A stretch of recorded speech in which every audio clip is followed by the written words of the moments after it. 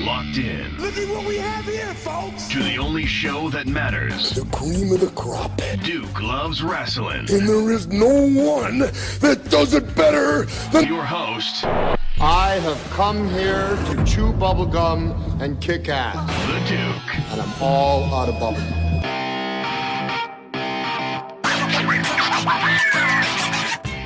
Hi, this is Earl Oliver from Sully's Vintage Wrestling. This is Raj Giri with WrestlingInc.com. This is Sean Reed, boxing writer and undercover low-key wrestling fan, and you're listening to Duke Loves Wrestling. Woo!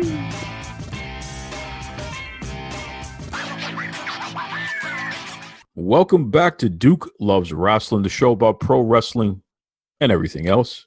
And let me tell you something, folks. When we talk about everything else, I'm always happy to interview somebody who's well-rounded, has a lot of different interests going on. Of course, you know, it's best when they are affiliated or associated with pro wrestling as well. But there's a lot more to all of us than just our main job, right? I mean, come on, let's think about that for a second. I'm sure everyone listening today, you have your regular 9-to-5 job, you have your side hustle, and you're into wrestling. There's different things going on in your life. So when I meet somebody who is a jack of all trades, like a Swiss Army knife, you know, they literally can do a little bit of everything.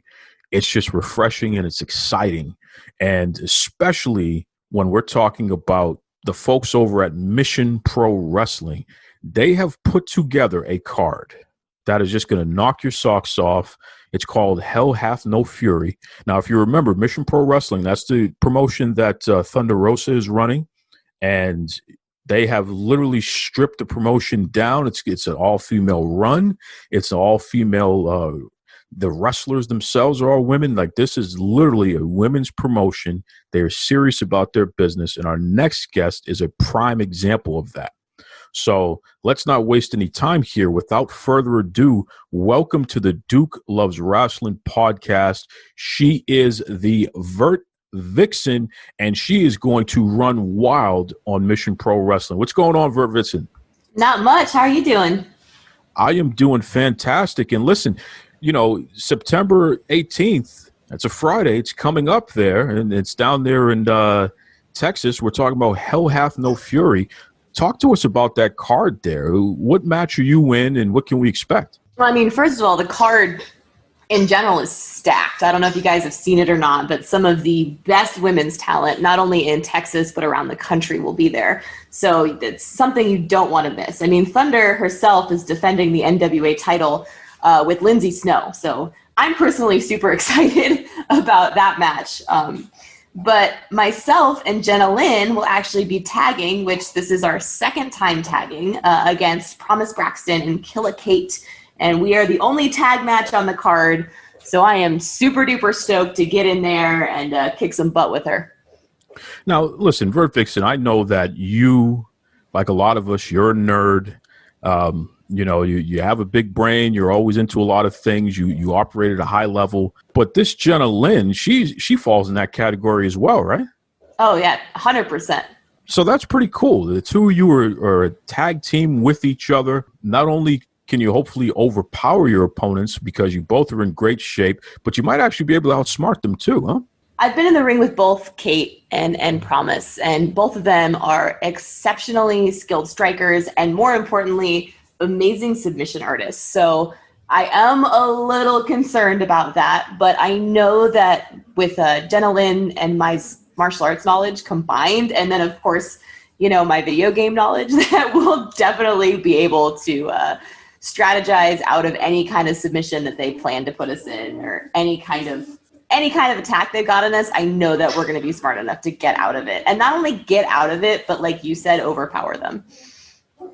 That's right, folks. And again, Mission Pro Wrestling, Hell Hath No Fury. You don't have to worry, folks. I know some of you out there are not going to be able to get out to Texas for the card live, but that's okay because it's going to stream on the Title Match Wrestling Network. And I'll be providing some information on how you can watch it from the comfort of your home. Also, if you do want to travel out there, you can get tickets so you can see it live, be part of the action there. Of course, wear your mask. I was very impressed with Mission Pro Wrestling. They put out their information about how they're going to keep everybody as safe as possible during the show. I mean, that's just the way it's supposed to be there.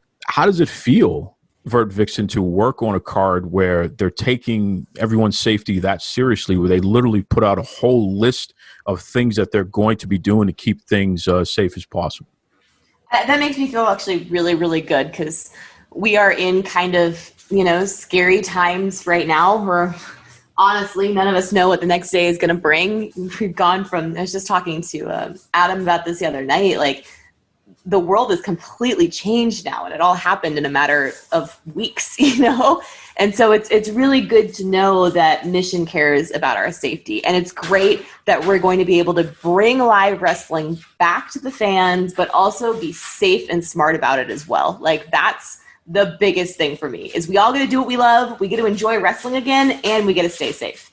Now, talk to me about your name, because you're the Vert Vixen. What does that mean? Can you explain to the fans? Because I know when I told folks you're going to be on the show, that was one of the first things that they had a question about.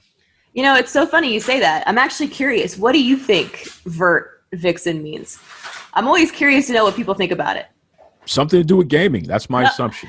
You are not far off. So I don't know. A lot of people may or may not know this. I have a background in video game art. I was a video game artist for like 3 years, an environment artist and a prop artist on games like WildStar, some games that were never released.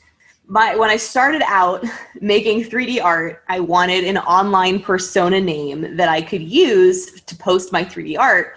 And so Vert comes from a vertice, which is a part of a 3D model. A 3D model is composed of faces, edges, and vertices. Faces are polygons, as some people would call them. So that's where Vert actually comes from. And when I started doing my cosplay stuff, I was like, you know what, I'm going to keep this name. And then as a wrestler, I'm like, you know what, I have already built this name up. It's a badass name, excuse my language, so I'm going to keep it. Well, it definitely works. And I got to tell you, what I like about it is that, as you just described, it's very original. So there's no way we're going to mix you up with anyone else. And as you've alluded to, you have a background in gaming art. You worked in the gaming world. You also do a lot of cosplay events and what have you. So you come to pro wrestling already with a following from your gaming and cosplay world. Talk to me about that. How does it feel to be somebody who has such a strong following, even outside of the profession that you've decided to put so much work and energy in addition to?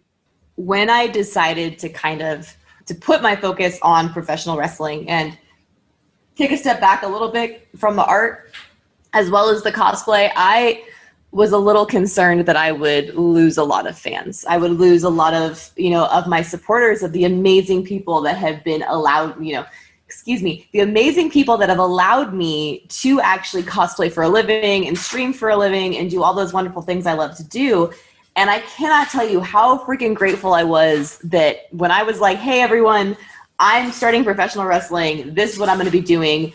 Almost all of them flat out supported me. And not only that, but almost all of them were already wrestling fans, which I've always loved the fact that the gaming community, the cosplay community, and the wrestling community, they all overlap, and I love it.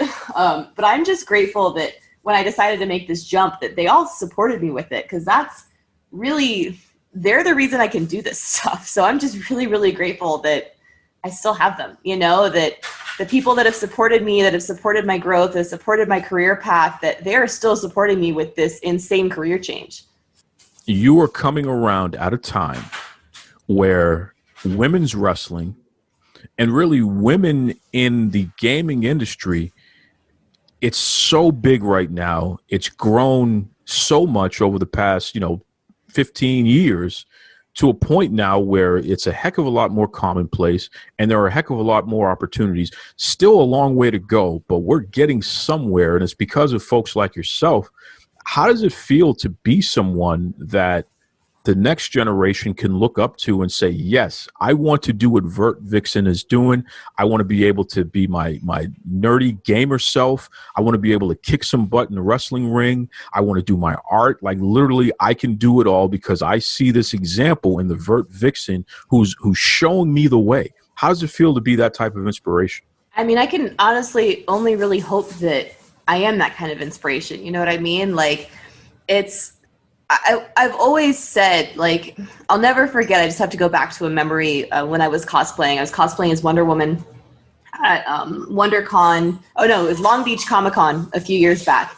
And I had this little girl come up to me, and she just looked at me. She stared at me, and her dad looked at me, and her dad's like, Wonder Woman is her favorite. She thinks that you're actually Wonder Woman. Like, do you mind, taking a picture with her, blah, blah, blah.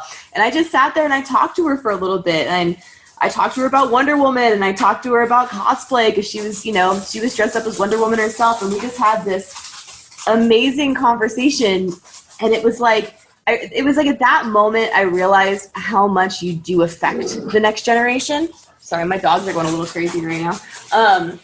It's at that moment I realized, like, how much you really do affect the next generation, and how I really hope that with everything I'm doing, I can set a positive example for the people that will come, that are the people that are coming up with me, the people that are, are coming behind me. Like, that's all I really want is I just want to be a good example for them, to show them that, look, you really can do whatever you want to do. You really can achieve anything that you want to achieve as long as you set your mind to it and you work hard. Like, that's all I really hope for. Like, I want to be that inspiration. I don't know if I am. I hope that I positively influence somebody somewhere, because that's really one of the main reasons why I do this. Obviously, I do this because I love it, and I do this because I love wrestling, but really deep down in my bottom of my heart, like, I want to be that person that the next generation looks up to, and I really hope that I can be that for somebody.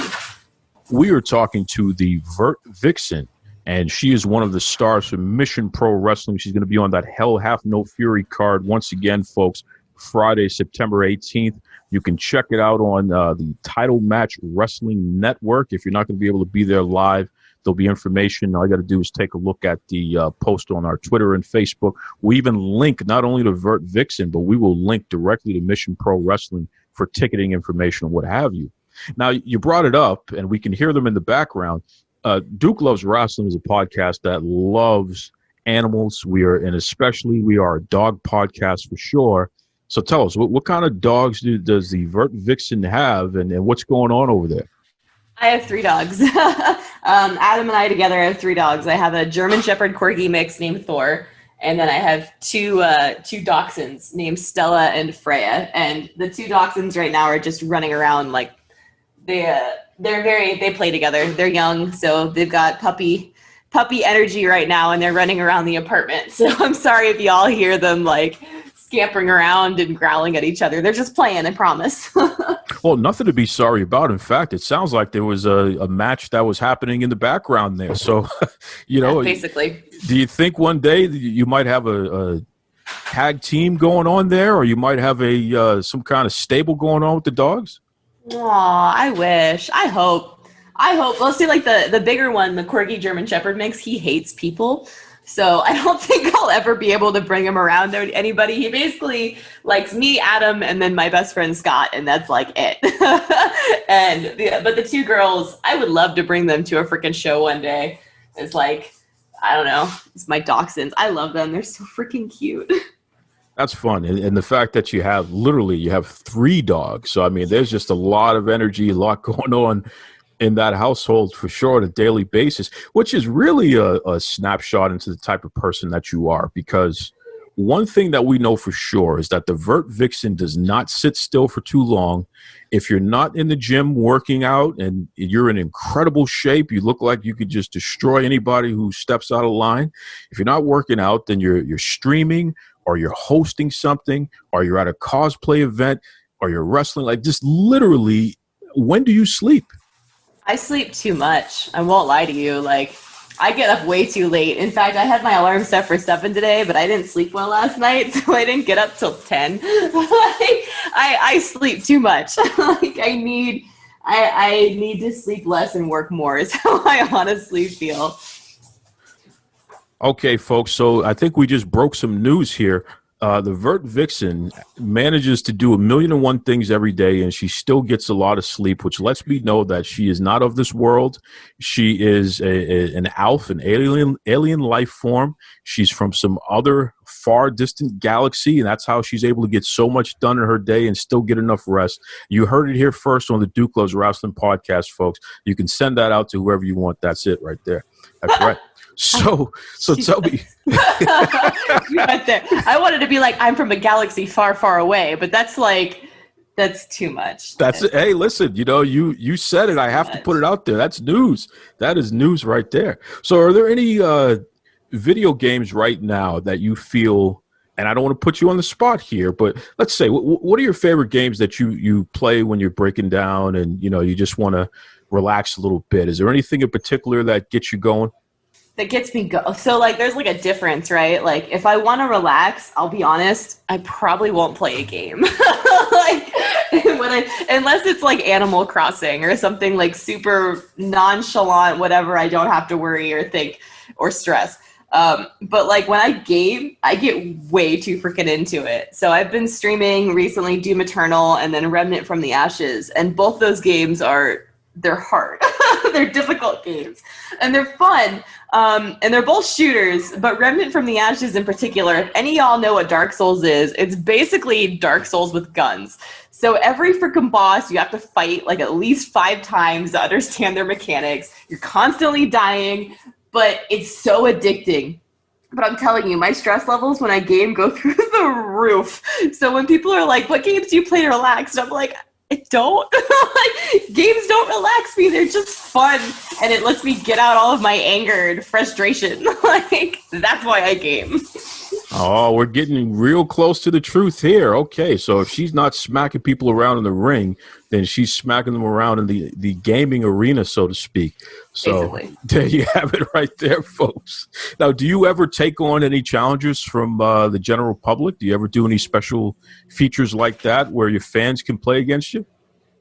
I did once. It's something that I've been talking about. So the game Remnant I've been playing is a multiplayer, and it's got multiplayer online. Well, so is Doom, actually. And some of my, some of my subscribers on Twitch have been talking to me about, well, what if we do gaming together? And I want to get going in that because I think that'd be really fun. But in the past, I actually have, I don't know if you all know what Darksiders is, but I actually have a Darksiders tattoo on my arm because it's one of my favorite games. But the reason how I got that was one of my followers challenged me to a speed run because he thought that he could beat me in a speed run with Darksiders. And I said, okay, if I win, you have to pay for my Darksiders tattoo. And I won. I beat him by an hour and a half in that speed run. So that's probably the only time that I've done an actual challenge with my subscribers or followers. But I definitely think it's something I want to do more. Well, you hear that there, folks. If you're going to step up to the plate and challenge the Vert Vixen, you're probably going to have to pay for her next tattoo. So make sure you got your stuff together before you even try it out. Okay? You heard it there first. So tell us, Hell Hath No Fury, what can we expect in your tag team match? What's going to be the finish when this happens on September 18th? Oh, man, that's not something. First of all, that's something I don't want to give that away. It's obviously going to be Jenna and I going over. How could it be anything else? And even then, look, my finish is the Koji Clutch. Okay, I call it the cheat code. So I'm going to submit the submission specialist. That's what's going to happen. Do you understand how she is here, folks? Not only does she want to win the match, she's going to submit the submission specialist just to throw a little extra mustard on there. That's the type of competitor that the Vert Vixen is. I'm telling you, I don't want to mess with you, so I'm going to make sure I choose my words carefully and not mess around because I don't want to pay for the next tattoo and I don't want to be put in any kind of submission there because I'll just look foolish. That's for sure. Look, as a gamer and as a wrestler, I am probably one of the most competitive people you'll ever meet. So I believe don't mess with me, man. Let's do this. I believe it. And listen, I've done my scouting report, so I've heard about what you're doing in the gym and what have you, and it's incredible what people are saying. There's no doubt about it. You are very serious about winning this match at Hell Hath No Fury. Again, folks, Mission Pro Wrestling, the title match wrestling network. You can check it out there, stream it. It's going to be something else. So Vert Vixen, please let everybody know if they want to reach out and they want to follow your career, whether it be pro wrestling, gaming, cosplay, you name it. What's the best way that everyone listening can follow you? So I am on Twitter at Vert Vixen. I'm also on Instagram at Vert Vixen. If you want to hang out with me live, I do stream twitch.tv/Vert Vixen. I'm currently in the process of changing my schedule again because I just added more wrestling training to my schedule. So I will be posting my new schedule on my social media soon. But I am also on Facebook at facebook.com/Alicia Cosplay. So you can find me really all the places except TikTok because I feel like I'm just too old for TikTok. I won't lie to you. I tried it and I was like, I won't, I can't do this. I'm going to say this one last time, and I hope you don't beat me up for it, but the Vert Vixen is from a galaxy far, far away. It's clear she is out of this world, and you got to check her out September 18th. Hell Hath No Fury, Mission Pro Wrestling. Vert Vixen, thank you very much once again for joining us. No, thank you so much for having me. I really appreciate it. Just a great conversation with Vert Vixen, and I'm telling you, folks, she is somebody who is just going to continue to take the wrestling world by storm, because when you're talking about someone that has more than one interest, you know what I mean? Like, she can do it all. She's a cosplayer, she's a model, she's a host, and oh, by the way, she's in incredible shape and she can beat you up. And it certainly doesn't hurt that she's over there at Mission Pro Wrestling. That's Thunder Rosa's promotion there. I think we're going to be talking about Vert Vixen for a long time to come. That's for sure. And, you know, speaking of a long time to come, you know what to expect every year around this time, folks. The Pro Wrestling Illustrated 500, okay? This is literally the granddaddy of them all. This is the list of the 500 best wrestlers in the world.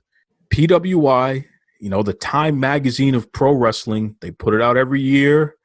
And, you know, we have a tradition here on Duke Loves Rasslin where I have Uncle Harry Burkett come on the show, and it goes either one or two ways, which really it's only gone one way each year with Harry. I think this might be the fifth year we're doing this here, where I have to express my disappointment and who's on the cover of the Pro Wrestling Illustrated. Now, make no mistake about it, folks. I love PWI, and I love the PWI 500. But every year, I feel like I'm being antagonized. The folks over at PWI, they want to stick it to the Duke. I don't know if it's because they don't like my aftershave, or I don't know if it's because I'm from Boston, and, you know, a lot of these guys are from other parts of New England and what have you. Whatever it is, it's just amazing that they can do such a great job with the rest of the list, but they can't get number one right. I just don't get it. But we're going to get to the bottom of it this year, because I think they've gone too far this time. All right, I thought Roman Reigns was bad. This is probably the worst number one in the history of number ones for PWI 500. So without further ado, welcome back to the Duke Loves Wrestling podcast, Mr. Harry Burkett. How you doing, Harry? Well, glad to be back on the show. And I have to say, I am proud to be your uncle, and you're my favorite nephew. So whatever is said here, even if feelings are hurt, don't fret. It'll be okay. Well, you know, because we're family, we could be honest with each other, right? That's right. That's right.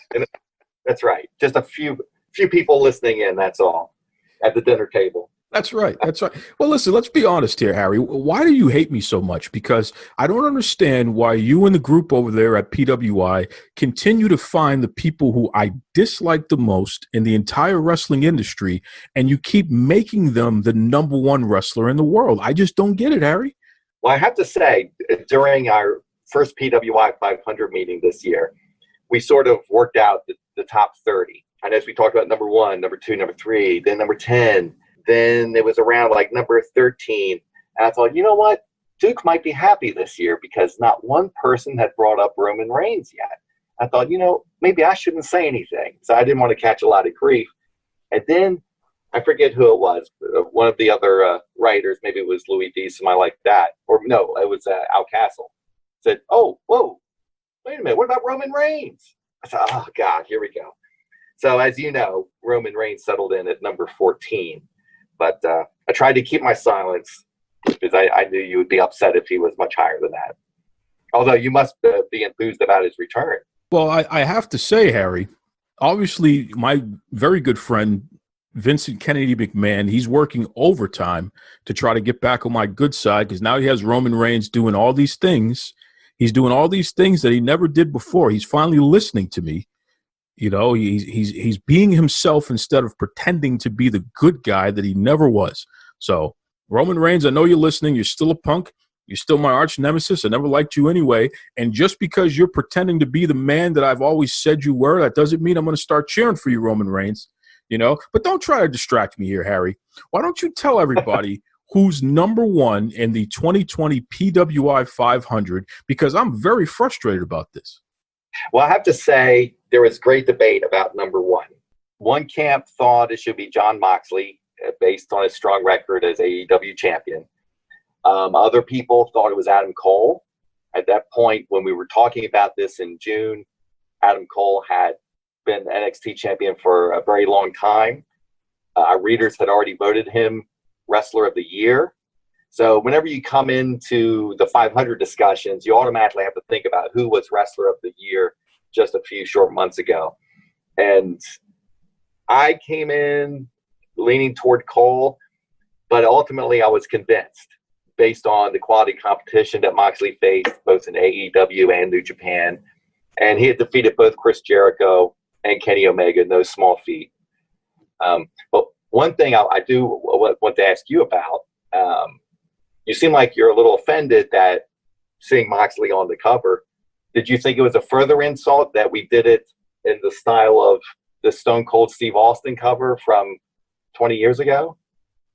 You know, it was insulting that you did that, but I must say that I'm not surprised because, you know, Jon Moxley has never done anything original a day in his life. He's an Onita ripoff, first of all.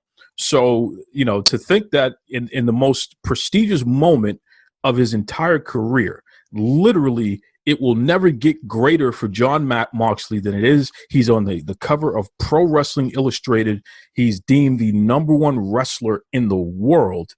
Of course, he has to copy somebody else. So I wasn't surprised about that, Harry. And quite frankly, I thought that was actually your way of trying to, you know, give me a nod there. Because like, well, yeah, look at this guy still copying somebody. So, yeah, well, I get it. We just felt that he surpassed Cole in late 2019 and early 2020 before COVID hit. And his AEW win-loss record was really good. Something like 7 wins, 2 losses. So I think that was the stat. So that kind of nudged it right there. So it was really between those two. Well, I mean, I like to formally apologize on behalf of the entire wrestling industry to Adam Cole. Bebe, you were robbed. You were cheated. We were all deceived. We thought for sure this was a slam dunk. But it's clear that there are some negative forces going on in PWI because of all of the great things that they did in the 2020 PWI 500. They just couldn't give me the cherry on top of the cake. They had to, for whatever reason, take a sour lemon and put it on top just to remind me that nothing is perfect. Okay, so I'm sorry, Adam Cole, and quite frankly, Harry Burkett, you guys ought to be ashamed of yourself. Of all the people to put on the top of the wrestling world, you picked the non-wrestling, unoriginal former Dean Ambrose, Mr. Jon Moxley, who, you know, his lady is far more over than he'll ever be. It's just really disappointing to see him as the number one wrestler in the world, Harry. Well, the staff really thought that you and I needed a conflict point. And that was the easiest one. Well, they picked a really good one. Now, Harry, let everybody know. Round out the top 10 for us here. Sure. In order, who's 1 through 10? So number 1 and 2 were settled, and then came the competition for number 3, which was really between Chris Jericho and Drew McIntyre. And it seems like that's how we rate these things. Basically, it's head to head with somebody. Okay, who gets number 3? Okay, these two guys, who gets number 4? So after number 1, number 2 were settled, there was number 3, really between Chris Jericho and Drew McIntyre. And although Jericho was no longer the AEW champion when we did the rankings, he had a superb year. I think everybody agrees with that. Probably his best year as a performer. While McIntyre's story didn't really kick into high gear until very late in 2019. And then came his Royal Rumble win. So McIntyre had a very hot 3 months, but that couldn't compare to Jericho's full year, of the great work he's been doing. So also, I believe Jericho made Tanahashi tap out. So that's why Jericho got number 2. McIntyre got number 3. And the rest here, let's see. Wasn't a lot of controversy about Naito at number 5, Okada number 6. In the old days, we would have probably tweaked that, say, hey, we can't have 2 Japanese guys back to back. But we decided to go total legit. No frivolous factors like that involved. 7, Cody Rhodes, because he's having great matches with everybody. I don't know if you agree with that or not, but we believe he is. And also the open challenge he set up for the TNT Championship. Number 8, Seth Rollins. Number 9, Kofi Kingston. There was some discussion about Kofi Kingston, whether he should be ranked that highly, because his WWE title reign seems like it was so long ago. But the fact that 3 months of his title reign occurred during our evaluation period, and our evaluation period ran from June 2019 to June 2020. And he remained, even after the title loss, arguably the most popular star on SmackDown. And of course, we factor in SmackDown's on network TV. That counts a bit. And while we don't rank tag teams in the 500, we had to factor in his overall success as a tag team champion. So he was number 9. But one thing we made a decision on was just being a world champion that doesn't make you a lock for the top 10. So like Braun Strowman, for example, he's further down the list. But going down the list, let's say number 10, AJ Styles. And can we keep going with the top 20? Well, no, that top 10 is interesting. Yes, I will say that top 10 is very interesting. I don't understand why Seth Rollins is in there. I don't. Obviously, Moxley shouldn't be in there. That's a whole other issue. Everybody else, for the most part, is okay. Although, McIntyre, I could take or leave him too. So, Harry, it just seems like, first of all, I'm not sure how much contribution you had on this. I'm not going to blame you for all of these mistakes, but I will be sending in an addendum, and you guys can just took notes. I just took notes. I took the minutes for the meeting. Yes, please take the minutes for the meeting, and here's what we do: just send it to the printer press. We've got to pull every single magazine that's supposed to be going out, pull it back. Let's redo it, and we'll take some of these guys out who are in the top 10 that shouldn't be there, just so we can make this the most accurate as possible. You know what I mean? Right. Now, what everybody wants to know about, other than number 1, of course, is number 500. So let's just skip right to that. Who is the number 500 ranked wrestler in the entire world? Well, and you know this as well as I do, that if a wrestler can't get into the top 20, they want to be number 500 because that's what makes the headline. And in recent years, like you'll remember, number 500 was always kind of a joke wrestler. But the industry has expanded so much that for, I would say, 10, 15 years running, number 500 was a talented wrestler with a gimmick, maybe like a Chip Fairway or somebody like that. But it's just been very ordinary in recent years. But this year we have someone we believe is a good wrestler, deserves to be number 500, and he has a very interesting gimmick, Dan the Dad. And I just refreshed my memory a little bit. Like if you see him come to the ring, he looks like a dad. He looks like a dad who's at a baseball game. He's got his cap. He got his zip-up jacket. He always carries a coffee mug, and he wears the glasses that look like they came from the late 70s. So he looks like a dad. And he's been around for quite some time. had a lot of good matches in St. Louis area, Midwest. Was trained by Michael Elgin, actually. Oh, wow. So we're by that pick. Although, and we've discussed this already, there's a lot of wrestlers claiming to be 501. Well, yeah, and I wanted to ask you about that because there's a guy who's a local guy here, and he's threatened my life. He's already let me know that if I don't ask you this question, that I may not be able to show my face around Dunkin' Donuts ever again, and I just don't need those problems. He goes by the name, the Boston Badass, Steve Savage. So he writes, let me pull up the message here. Yeah, actually, we're all him confused with Tony Rumble. Well, that's the Boston Bad Boy, but Oh, right. Okay. this is the Boston Badass. Yeah. But Steve Savage wants to know why was he not ranked in the PWI 500 this year? This is his 20-year anniversary being in the wrestling industry. He wants to know why wasn't he ranked in the 500? Well, actually, we have to come up with a list. And that list doesn't stop just naturally at 500. You come up with 500, you come up with 510, you come up with 520. And, by my notes, I had written down Steve Savage as number 501. Now, that wasn't officially accredited, but, if we were doing a PWI 501, I have a feeling Steve Savage would have got that spot.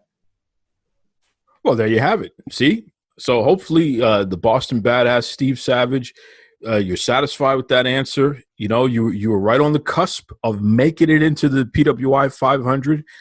So please allow me to go to Dunkin' Donuts and get my medium coffee without any problems here, because I just, I'm telling you, Harry, these wrestlers, man, they get really serious about this PWI 500. And hey, Duke, I'm glad you brought up Steve Savage, because this gives me the opportunity to make a cheap plug. You should look at the Pro Wrestling Illustrated store at ProWrestlingTees.com. And, there you can get your traditional red and white Pro Wrestling Illustrated t-shirt, different colors. We also have the Wrestler and Inside Wrestling. But we've added a couple t-shirts devoted to the 500. And we have one that says, I'm number 501 in the PWI 500. So I would recommend Steve Savage get online and get that t-shirt. You know what? I mean, it literally, it says his name on it, basically, number 501. So Steve Savage, there you go. They were thinking about you, and now you got this new shirt out there that would look great on you. So that's a very good plug there, Harry. Thank you for saying that. And I also want to mention, dude, we're talking about people who actually turned the 500 thing into your gimmick. We had Timmy Lou Retton, who was defending the PWI 500 championship on the indie circuit for quite a long time. So he considers himself the PWI 500 champion. Maybe he and Savage can have a match. Somebody needs to book that. Timmy Lou Retton versus the Boston Badass Steve Savage. Let's see who the real Mr. PWI 500 is out there, okay? Or Mr. 501, who knows? I know Timmy's ranked a lot higher than that, but, that would be an interesting matchup there between the two of them, for sure. We're talking to Harry Burkett of Pro Wrestling Illustrated. Now, Harry, let's take a step back for a second, because this is a tradition that you and I have where you come on Duke Loves Rasslin' and you give information about the PWI 500, and I let you know what I like and I don't like, on behalf of all the wrestling fans out there, whether they agree with me or not. I'm doing it on behalf of them. No one nominated me for this. I nominated myself, so that's just the way it is, One of the things that happened last year is there was a very strong reaction to the 2019 PWI 500. Not to take away from anyone who was listed last year, not to take away from any of the team at PWI who put all the hard work into making that list, but quite frankly, that list was just not it.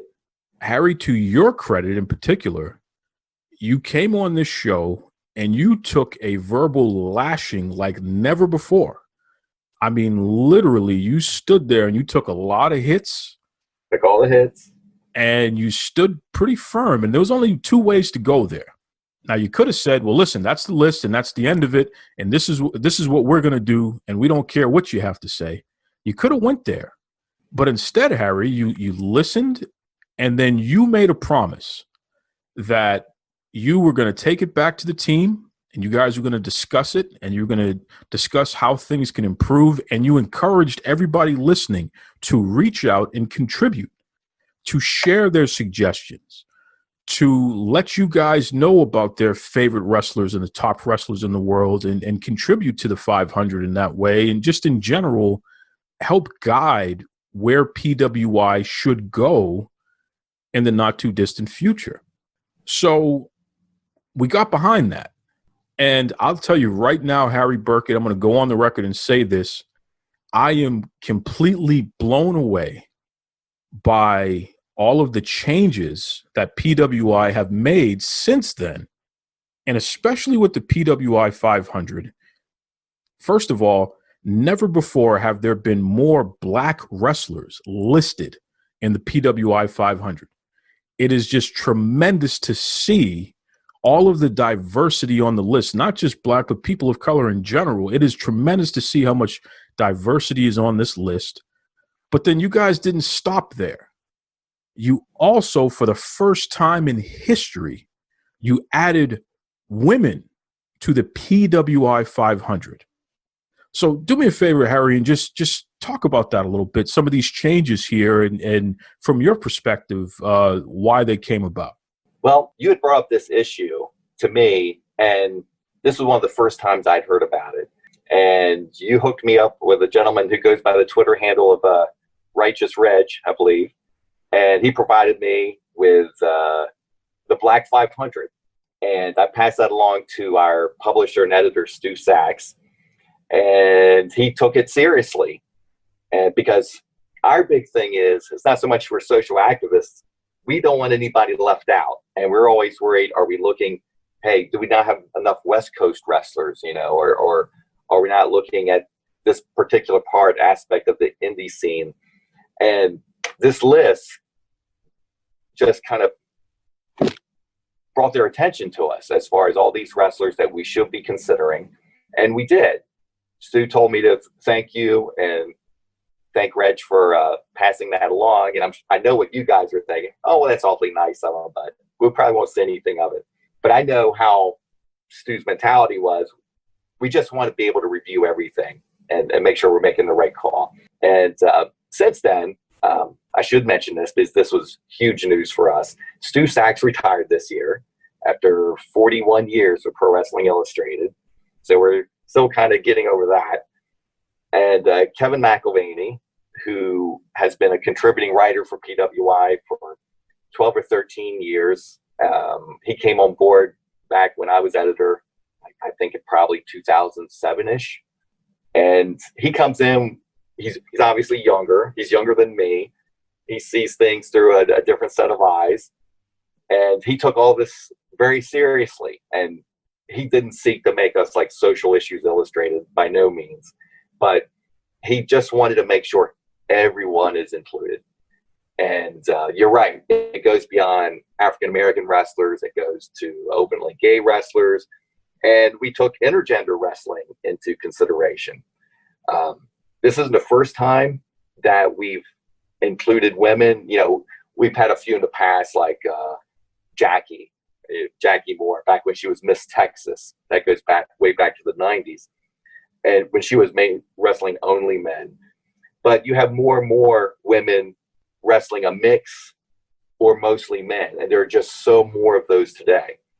Now, could I see one day where we just have one 500 list for male and female both? Possibly. Right now, with our tag team rankings in the magazine, we're now including female tag teams. Like we're just recently, when it started, talking about Sasha Banks and Bayley and how they deserve to be rated as a tag team in the top 10 with the male wrestlers. So we're doing that. Now, of course, I don't want to lose the women's 100 because I love that issue. I like seeing all the women in one issue, and that always has a great cover with a female wrestler. So from a magazine point of view, I'd hate to see that happen, but you can see where that could be the natural trend line. For sure. And I agree with you. I think the women's 100 deserves to continue to be around at least as long as the 500 was around without women, because we got a long way to go. And yeah, we have a lot of women who just wrestle other women, so that's a major factor. Absolutely. But I'll tell you, man, and I'll tell you, everybody listening right now, without a doubt, this is the most modern Pro Wrestling Illustrated 500 in history. And I'll go on record in saying that because I've seen them all. I am a lifelong PWI fan and reader and somebody who I have not existed on this earth without Pro Wrestling Illustrated. Pro Wrestling Illustrated is a couple of years older than me. So literally, even as a baby, PWI was always on the coffee table. Okay, so that gives you a little understanding of where I'm coming from this perspective, and how much of a thrill it is to be able to talk to you, Harry, every year about this, because PWI, just like Ric Flair and Vince McMahon and pro wrestling in general, it's been in my life forever. This, without a doubt, since you guys have been doing the PWI 500 in particular, this is it. This is the premier. This is the standard. This is the most progressive. It's the most accurate Pro Wrestling Illustrated 500, with the exception of number 1, that I've ever seen. You know, and I know that I'm not alone in that, because I would argue that the interest and the enthusiasm behind this issue is probably as great as it's ever been. Now, would you say that I might be onto something here so far, Harry? I think so. We're really encouraged that the fans have embraced us, and you talk about our history. We're very proud of the fact that when you talk about institutions in wrestling, there's only 2 entities that can say they go back to the 70s, or if you really want to trace roots, it's WWE and PWI, and both can trace their roots to the 1950s, actually. Because before PWI, there was the Wrestler, Inside Wrestling, Wrestling Review, Wrestling Illustrated, Boxing Illustrated, Wrestling News. So we go way back, and I think it's a good thing that we put whatever authority we have, I hate to use that word, or historical heft behind a list like this. It really is something else, and it's such a thrill. And let me say something about this Kevin, because I'll tell you right now, when you folks announced that he was going to be taking over, I'm sitting there saying to myself, who is this punk, this young kid? What the hell does he know about PWI? He's just a contributor. How could you guys give him the keys to the Cadillac, so to speak? You know what I mean? Like, oh my God, this is just going to be terrible, what have you. I am so amazed at how great of a job he's done thus far. I mean, you guys have, in a very short amount of time, I mean, literally in less than a year, you have modernized so much. Pro Wrestling Illustrated, the social media. You guys brought back PWI Weekly. The enthusiasm behind everything that you're putting out. I mean, even the issue before the PWI 500, which had Charlotte Flair on the cover, and you had that fantastic spread on Thunder Rosa. I mean, that was a very popular issue as well. I mean, literally, PWI, I haven't seen this much enthusiasm in years over this magazine, and I'm just so thrilled, and shout out to the whole team, and especially to Kevin, who, you know, Chris Jericho called him a moron, which that was a great compliment, coming from Jericho at least. But really, I think your team is firing on all cylinders right now, and really it's only the beginning, right? It is, actually. And the internet really harmed magazine publishing across the board. I have to give credit to Stu for enabling us to hang on and put out a very good magazine when, you know, one time, you know, I'd say 99, 2000, our company was putting out 70 wrestling magazines per year, if you count as special issues and things of that nature. And then around 2013, we went from 12 issues of PWI down to 6. And that was kind of dispiriting. And you think, okay, well, the end must be near. But then 2013 rolled into 14 and 15 and 16. And I realized, well, you know, it doesn't sound like this magazine's going out of business. We just hit the bottom that we needed to hit as far as being profitable in the market. And it's just a slow process. But I think we can look forward to announcements in the near future of, I'll just put it this way, a lot more PWI for people. And it's something that is unheard of in this day and age of the internet. So I'll leave that to our editor-in-chief. He'll probably have an announcement in the coming weeks. But I'll just leave that little cliffhanger. Well, this is what happens when you actually respect your fans and you respect the wrestling industry and you continue to deliver top-notch quality product. This is what happens. You know what I mean? The brand loyalty will not go away, and that next generation of fan is being introduced to PWI and is being conditioned to understand that you guys are the standard. Yeah. So it's just great. And Stu had really set in motion, like, evolving the magazine. For those who haven't taken a close look lately, I'll tell you quite honestly how we used to come up with stories in the past. And there's nothing wrong with this. I'm sure the National Enquirer does it this way too. Bill Apter would plop a bunch of photos on the table and say, hey, we got some pictures of Diamond Dallas Page against the Warrior or something like that. And we would actually come up with a story to match the pictures. And sorry for that telephone, dude. And that's how we came up with a story. Doesn't mean the stories weren't legitimate and they weren't interesting, and we made the most of what we had, but we don't really approach it that way anymore. Like Kevin will say, or Stu would say, there's this wrestler out there who isn't getting enough attention.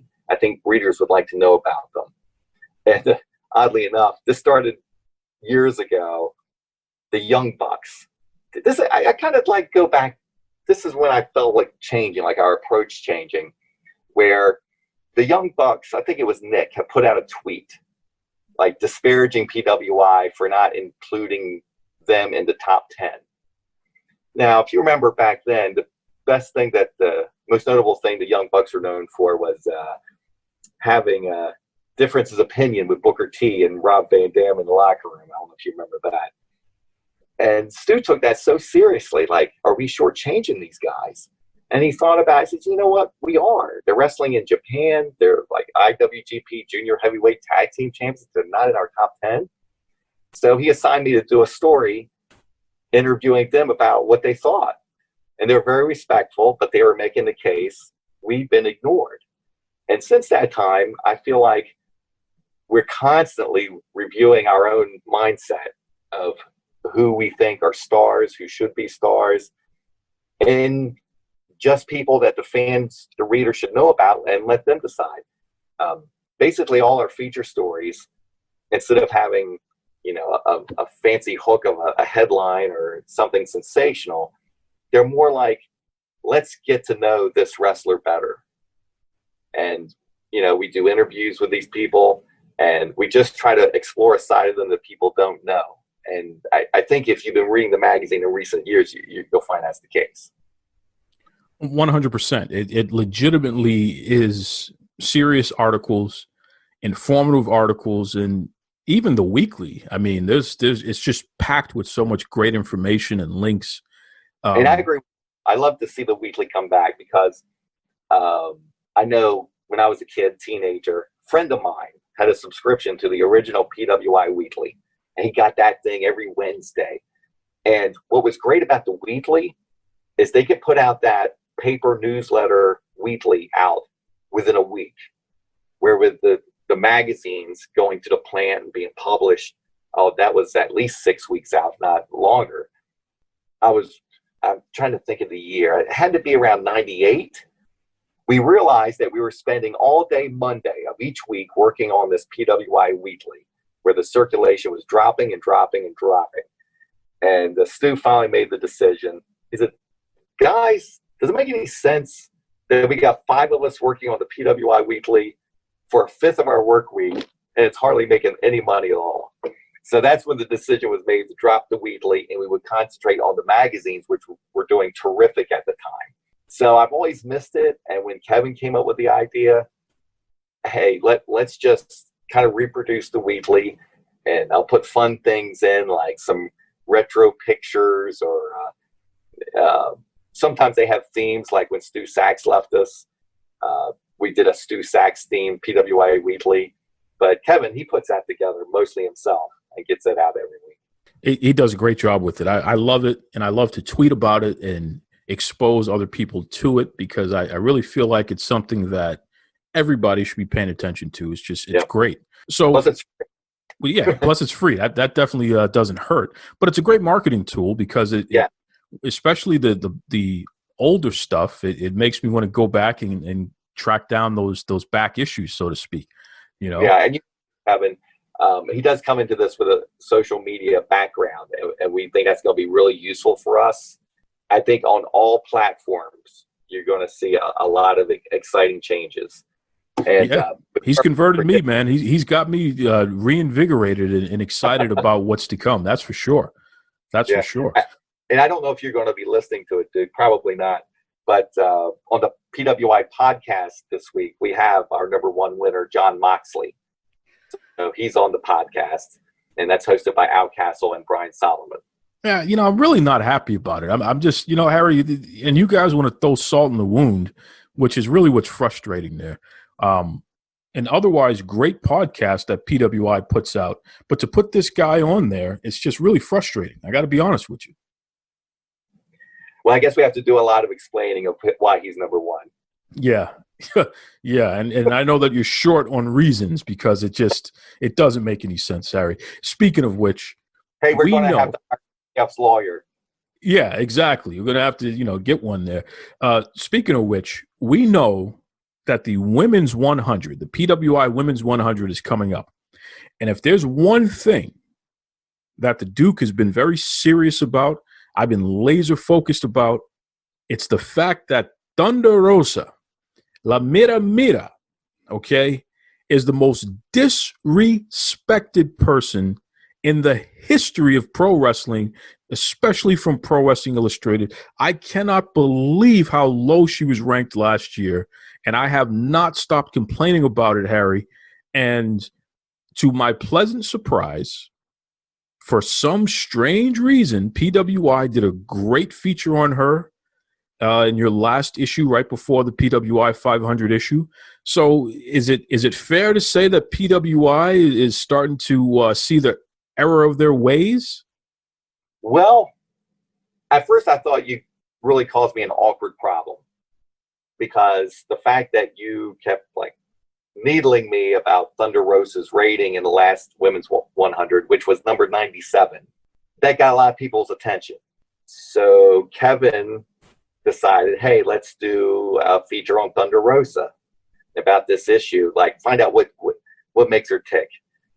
And I was thinking, well, that's cool. But I don't know if it's because he knew I was getting a hard time, or he took pleasure in this. He assigned me, of all people, to interview Thunder Rosa. And of course, she's a lady. Wouldn't want to fight her, but she is a lady. She was very revealing. And I told Kevin at the time, the one thing I have gleaned from this interview, she has more heart and determination than anybody I've talked to. And it's not just in-ring performance. It's to succeed on every level as a professional wrestler. And that even means the new ways, like we've been talking about, social media. She wants to be number one, on Twitter, with her fans. And how she does a lot of different events with her fans. It's everything from trivia to, just anything she thinks will, entertain her fans and keep them coming back. So she's really mastered all levels. And as we saw, last night, she probably deserves to be a little bit higher than 97 this year. Oh, you think? Just a little bit higher, huh, Harry? She had a match of the year.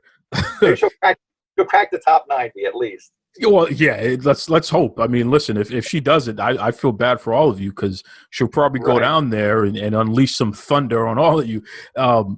She had a legitimate match of the year match last night against Serena Deeb, in a match that was so unexpected, and it really wasn't heavily promoted. Those women beat the hell out of each other. And what's that? A lot of people are saying that's the best women's match in AEW so far. It may be the best match in AEW so far. I mean, really, you got to put it up there with Cody versus Dustin and some of these other matches. And not because of any emotional backstory, but just because it was the best action, nonstop action, and legitimate, stiff, deliberate, professional wrestling. Finally, right? It was just, it was the stuff that we need in 2020 from every major wrestling promotion and then some. And to think that it was two women, right? Women are so disrespected in this industry to this day. Women have to fight so hard just to get any TV time to this day. And Harry, you know, it's something that I talk about every day. I tweet about it every day, talk about it on my show every week. I'm very serious about my women's wrestling and the way that women are treated in the industry. To think that these two women who are technically not signed to any major televised promotion, you know, Thunder Rosa is the NWA Women's Champion, but that's primarily on YouTube. So neither one of them are signed to any major television promotion. To think that they went out there and put on a match like that on TV for the world to see, it just, it absolutely elevates the conversation, the notion that women's wrestling is far more, it's of a higher quality, and it should be respected a lot more than what it has been in recent years. So, you know, you damn right Thunder Rosa better be ranked at least higher than she was last year, because if not, there's going to be hell to pay over there. Well, hopefully she can't find me. Well, you know, Harry, you're the number one person she knows over there. And what's funny is every time she's been on my show for about 2 or 3 times in the past year, and she has called you out in particular. Yes. So I've made it clear that you are to blame for all of the way that she has been discussed in PWI. Okay. Yes, indeed. You're welcome. You're welcome, Harry. Thanks to my nephew as usual. That's right. That's what family is for. So and Harry, you know I should point out one thing she touched upon in that article that people would find interesting was that she was recently sworn in as an American citizen. So it's nice to hear her tell that story, and that she was a featured speaker at the ceremony. Yeah, I mean, she's just somebody who, and her whole family too. I mean, just really great, down to earth people. When you see her in the ring, the intensity, the deliberate violence that you see there is so incredible, because when you talk to her one-on-one, she legitimately is just one of the nicest people you could ever interact with. So it's a real interesting way that she can turn that on and turn that off, just like all the great wrestlers. So, yeah, I'm really, really impressed with Thunder Rosa. I haven't been this impressed with anyone since Manami Toyota. So I put her in that esteem, man. I think that we're going to be talking about Thunder Rosa as being just one of the top wrestlers, regardless of gender, in the world for years to come. Absolutely. Yes, sir. Yes, sir. So, Harry, let everybody know, how can they get more PWI in their life, and especially if they want to follow you? By the way, my neighbor's dog is barking because they hear me saying Harry Burkett. You know, they get excited when they hear that name. But tell everybody how they can reach out to PWI. Well, probably the best place to go is pwionline.com, and that's pwi-online.com. And it gives you a sneak preview of whatever issue we have going at that time. And you can subscribe to the digital version, or you can subscribe to the mail version. I still like getting a physical magazine. One kind of wasn't really risky in this day and age. Well, as you know, one thing that Kevin did was go ahead and post the 500 online at midnight last week. And in the old days, you would say, well, gee whiz, people don't have a reason to buy the magazine anymore. But as we know, interest means everything. And even though you may have the physical list, you can still get the physical magazine, and you will get all of the mini bios, all the biographies of the wrestlers in the 500, as well as the take of some of us writers, where we each have a column and we give our 2 cents worth. And my take on this year's 500 that you'll read about is it's the exact opposite of last year's column that I wrote. Last year I wrote about how WWE, if you're a WWE wrestler, you had a built-in advantage, and that it was justified because of the global exposure of WWE and the schedule that those wrestlers worked. This year, my column was the exact opposite, partly due to COVID-19, where nobody was active this year.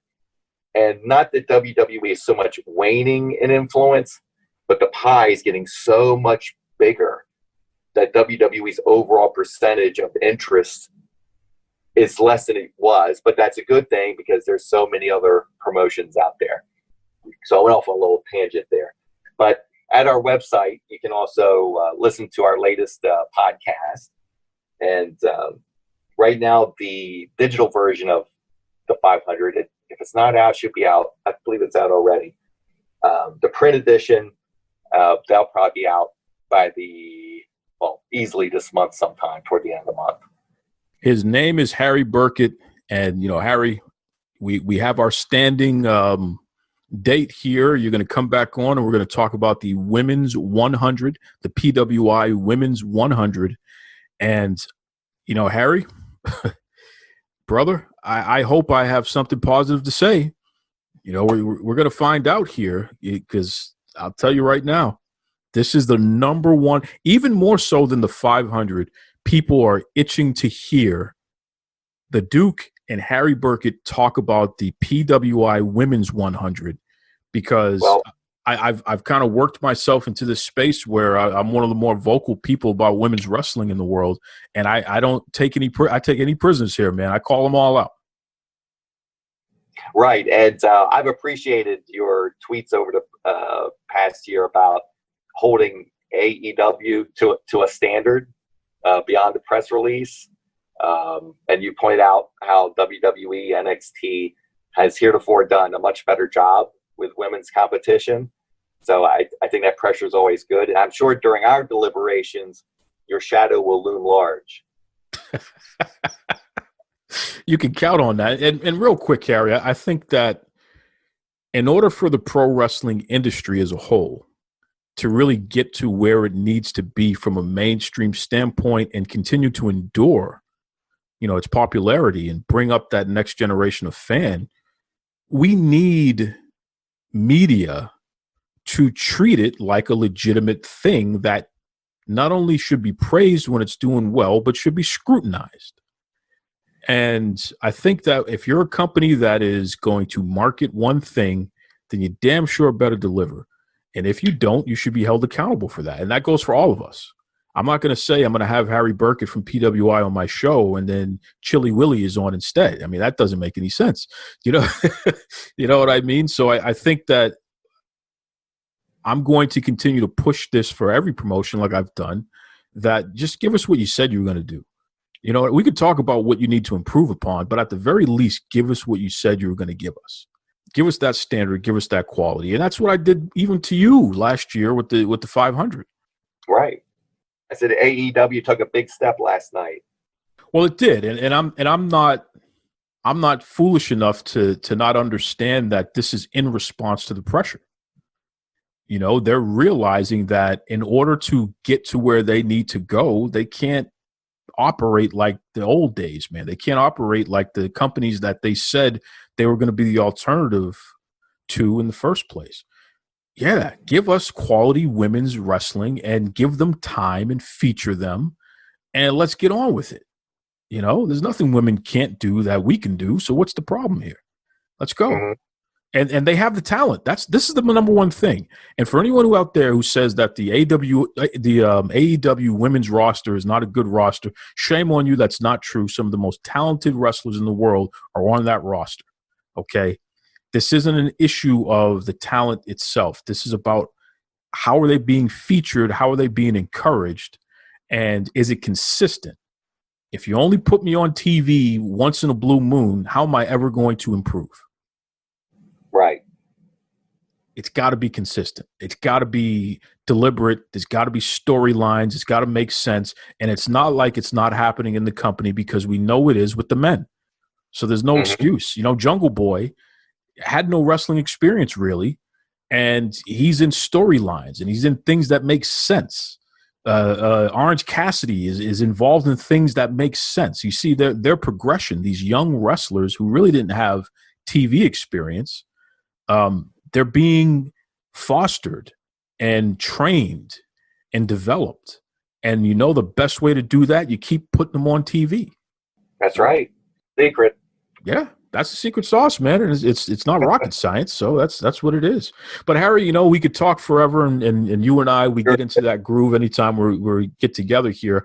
Thank you for coming back on the show, and as you do every year, you're always a class act. You let me talk my nonsense to you, and you still stand up tall there, which I appreciate. Glad you're my nephew. Yes, I'm glad you're my uncle, and you know, but we're probably going to be feuding again when you come back on in a few weeks to talk about the Women's 100. Okay, well, we'll do this again. What a great episode this has been, and boy, just, you know, two great guests. That's what it's all about. I mean, get solid people from the wrestling industry on the show. Let's have some fun conversations. I know you fans, you really enjoy that. And sorry, my phone is ringing, which I don't understand. This is actually a new line. I don't know why this line is ringing. Hold on. Hello, Duke. It's the Boston Badass Steve Savage here. How are you, my friend? Steve Savage. Listen, Steve, I'm recording the next episode of Duke Loves Rasslin right now. Can I don't even. How did you get this number? I got friends. Don't ask. I get things done. You know this. But since you're in the middle of recording an episode, why don't you put me on with that suit from PWI? I got a piece of my mind to give him. Well, Steve, I finished that interview, so that's over there. Well, was I mentioned? I've been talking to you for weeks, telling me you're talking to this guy. Why wasn't I in the 500? I get a letter in the mail every year from Bill Apter before he left the magazine. Oh, you just missed it. You were 501. I didn't get a letter this year. I wasn't in the 500. What the hell is going on, Duke? Well, so Harry Burkett, he did address that, and I'm sorry, Steve, but he said, don't lie to me. He said you'll be able to hear it. You'll be able to hear it. He said that you were 501 again. So yeah, that's why you didn't make it. You know, that's what's holding me back in this business. The suits. They don't want somebody who's a little mentally unstable in their magazine. Well, Steve, you know that's something that you've said for years, and I hear you, man. I mean, I don't. Of course, I'm in no position to disagree with you. If you feel that, you know, this is what's holding you back in the industry, then who am I to say 20 otherwise? Damn years, Duke. 20 damn years. Wrestling is returning with a live audience to Maine. I'm not sure if you knew that, but in October, we got a live crowd out there. I got that booking myself. I made the phone calls, not the damn 10%. I am tired of the suits holding me back in this business. Steve, I hear you. I mean, definitely, you know, we all have a right to have some frustrations out there, and Lord knows these days there's plenty to be frustrated about. But, you know, you can't – are you really blaming your agent for the booking issue here? Like, come on, Steve. Well, the agent's problem is he's broke. Well, if the agent wants to make money, he needs to get his clients work. I've got a friend who was also a client of his, and he says, "Oh, how long's Sean been your agent over there?" I said, "Oh, you know, a little while. We just signed the contract during lockdown, all that."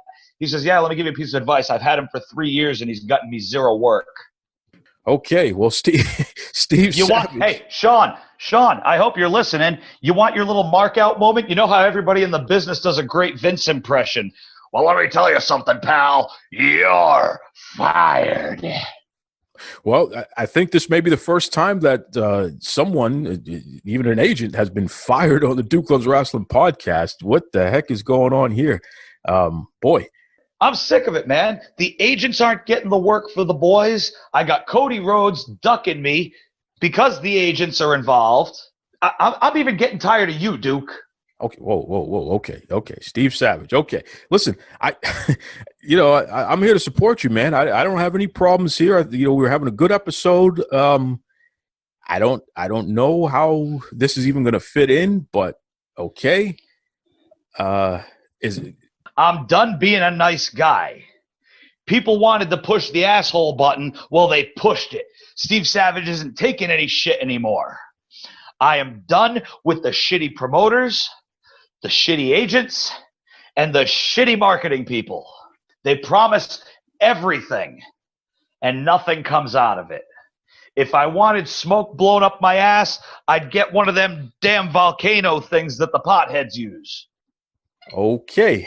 All right. Well, Steve, you said that you have a show coming up. Do you want to plug that, or, you know?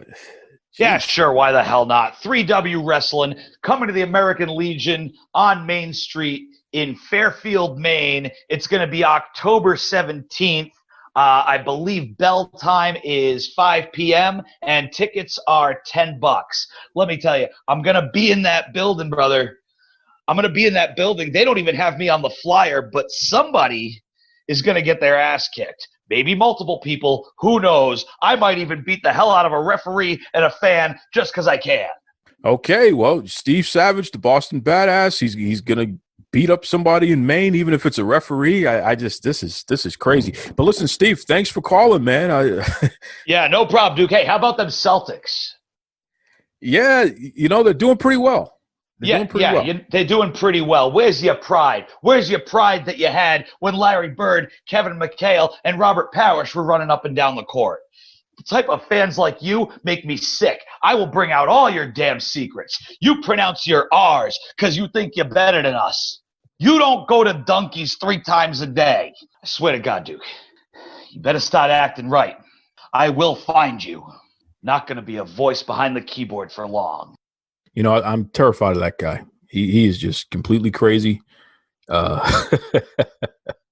tell you, Steve Savage, I don't want any problems with this guy. Jesus Christ. Again, thank you to our guest this week, Vert Vixen, and the great Harry Burkett from Pro Wrestling Illustrated. And that's it. Losing my voice here, folks, because I'm so terrified. Join me next week. We'll have another great guest, talk more great wrestling. In fact, I got some news to break next week. Some funny business going on in the wrestling industry. Potential fraud. We're going to talk about this. Potential fraud. Oh, boy. Till next time, be kind to yourselves. Be kind to others. Take it away, Tony Schiavone. Mr. Tony Schiavone, and we're desperately out of time on Duke Loves Wrestling.